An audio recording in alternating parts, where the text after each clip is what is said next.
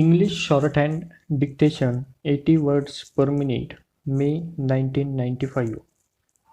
Start.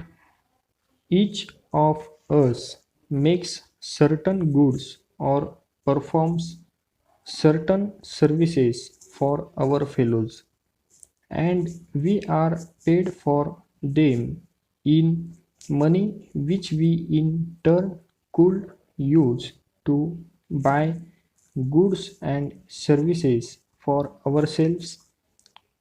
Originally, each man would work on his own account, one man growing food, another making clothes, and so on, and he would sell the proceeds of his labor for what he could get.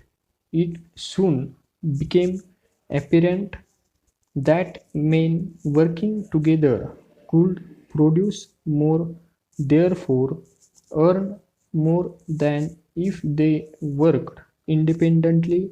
From that, it was an easy stage to the system whereby one man could, perhaps through greater skill or greater knowledge or even greater enterprise, build up a business for the supply of some particular product to his neighbors and engage others to assist him in his business and to work under his orders in any common enterprise. It is necessary that one man could direct and the others obey his orders, as otherwise chaos will follow. Now consider the position of the men who are working for the founder and owner of the business. They are still making goods or performing services for their neighbors. For each example, they are equally making clothing or furniture, whether they are working on their own account or whether they are working under the orders of someone else.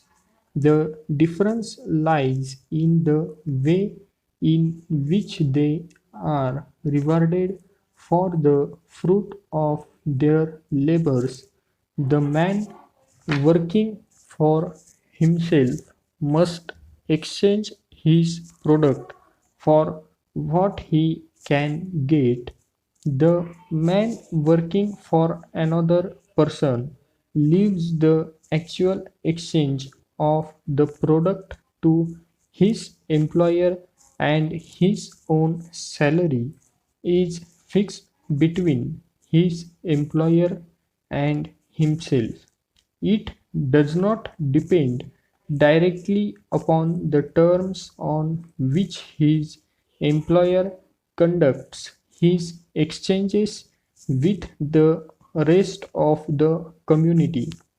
Though there is a connection between the two, this introduces a difficulty, namely the sharing of the risks of trade.